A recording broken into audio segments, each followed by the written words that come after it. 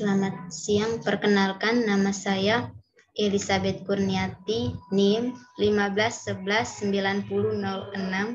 Prodi Kimia semester 4. Pada kesempatan ini saya akan menjelaskan materi tentang elektrokimia. Yang pertama yaitu pengertian elektrokimia. Elektrokimia merupakan cabang ilmu kimia yang membahas hubungan reaksi redoks dengan energi listrik. Yang kedua yaitu jenis-jenis sel elektrokimia. Sel elektrokimia dibagi menjadi dua jenis. Yang pertama sel volta atau galvanik dan sel elektrolisis. Sel volta atau sel galvanik adalah sel yang mengubah reaksi kimia menjadi energi listrik. Sementara sel elektrolisis adalah sel yang mengubah energi listrik yang mengakibatkan redoks atau reaksi kimia.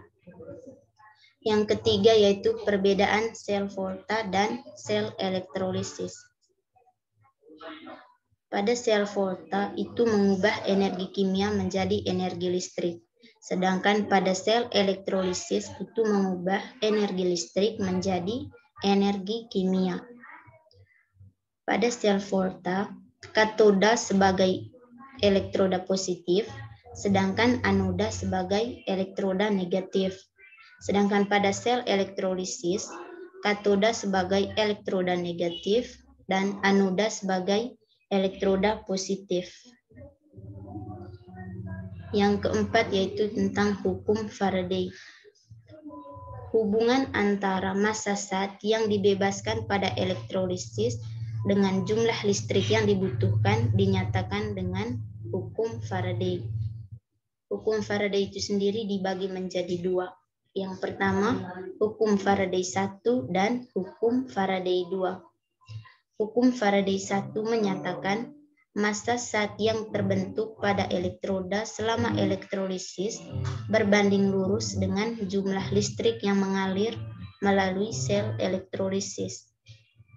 Persamaannya yaitu V sama dengan E kali I kali T per F, di mana V itu sebagai massa zat yang dihasilkan, E sebagai bobot ekuivalen, I sebagai arus listrik, T sebagai waktu, dan F sebagai tetapan Faraday. Yang kedua yaitu hukum Faraday 2. Menyatakan jika arus listrik yang sama dilewatkan dalam beberapa sel elektrolisis, maka besar zat yang dihasilkan masing-masing sel berbanding lurus dengan massa ekuivalen zat tersebut. Persamaannya V1 per V2 sama dengan E1 per E2. Berikutnya yaitu tentang contoh reaksi redoks.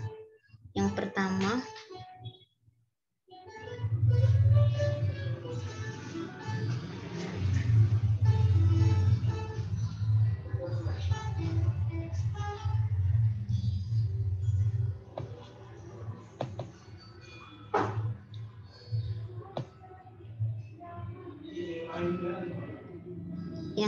yaitu contoh reaksi redoks yang pertama yaitu MnO tambah PbO2 menghasilkan MnO4- tambah Pb2+. Pada MnO, dalam aturan pemberian Bilox, jumlah Bilox dalam atom pada seluruh senyawa itu sama dengan 0. Di sini kita lihat yaitu pada MnO. Jumlah Bilox pada atom O itu sama dengan min 2. Sehingga untuk mencapai 0, Mn-nya menjadi plus 2. Sehingga jumlah biloks seluruh senyawa ini, itu senyawa MnO, itu sama dengan 0. Terus pada MnO4 min, jumlah biloks dalam atom senyawa ion itu sama dengan jumlah muatannya. Di sini MnO4 min, muatannya adalah min 1. Sehingga biloks dari MnO4 min ini adalah min 1. Terus pada unsur O, jumlah atom O-nya adalah 4. Sehingga kita kalikan dengan biloks dari atom O, yaitu min 2. Sehingga 4 kali min 2 sama dengan min 8. Sehingga di sini Mn menjadi plus 8. Agar biloksnya mencapai min 1, kita tulis Mn-nya menjadi plus 7. Sehingga dari plus 2 ke plus 7 ini terjadi kenaikan biloks atau sering disebut dengan oksidasi. Selanjutnya pada PbO2, jumlah biloks senyawa itu tadi kan sama dengan 0. Di sini pada unsur O, jumlah atom O-nya 2, sehingga kita kalikan dengan dia punya biloksnya tadi min 2, sehingga min 4. Sehingga Pb-nya agar mencapai 0 tadi, Pb-nya harus plus 4. Terus pada Pb2+, untuk unsur yang bermuatan atau ion, unsur ion, biloksnya sama dengan muatannya.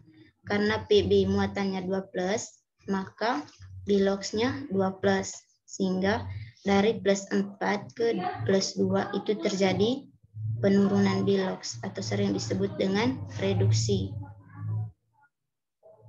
Contoh yang kedua yaitu Fe2O3 tambah CO menghasilkan Fe tambah CO2.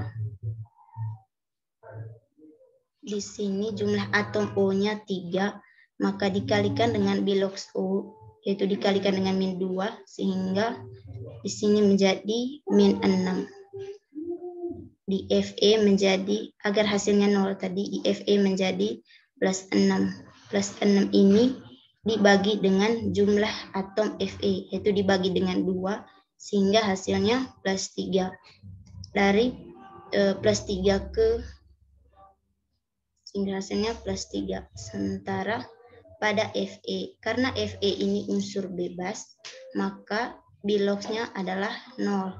Sehingga dari plus 3 ke 0 terjadi penurunan biloks atau sering disebut dengan reduksi. Selanjutnya pada CO dengan CO2. Biloks dari O kan min 2. Untuk mencapai 0, maka C menjadi plus 2. Selanjutnya pada CO2, jumlah atom O ada 2, maka dikalikan dengan biloksnya menjadi 2 kali min 2 sama dengan min 4, maka untuk menghasilkan 0, maka C menjadi plus 4. Dari plus 2 ke plus 4 terjadi kenaikan biloks atau oksidasi. Contoh yang ketiga yaitu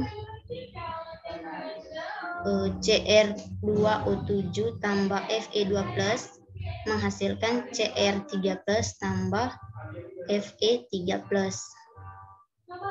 Pada Cr2O7, jumlah atom O ada 7, sehingga dikalikan dengan biloks min 2 menjadi min 14, sehingga di Cr menjadi plus 14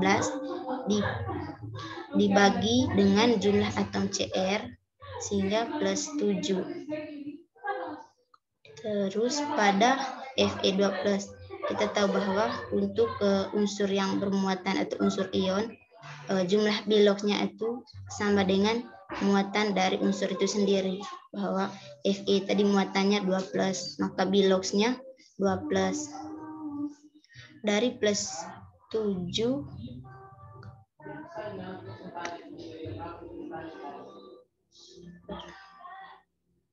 minta maaf, pada CR di sini tadi CR2O7 dengan CR3+. CR3+ muatannya adalah plus 3 karena ini tadi unsur dalam bentuk ion sehingga muatannya adalah jumlah ion itu sendiri sehingga plus 3. Sehingga dari plus 7 ke plus 3 terjadi penurunan bilox atau sering disebut dengan reduksi. Selanjutnya pada Fe2+ dengan Fe3+, jumlah biloxnya adalah tadi kan kalau unsurnya dalam bentuk ion, maka biloxnya adalah muatan dari unsur itu sendiri. Karena Fe muatannya 2+, maka biloxnya adalah 2+. Dan di sini juga Fe muatannya 3+, maka biloxnya adalah plus 3. Sehingga dari plus 2 ke plus 3 terjadi kenaikan bilox sehingga atau sering terjadi kenaikan bilox atau sering disebut dengan oksidasi. Sekian dan terima kasih.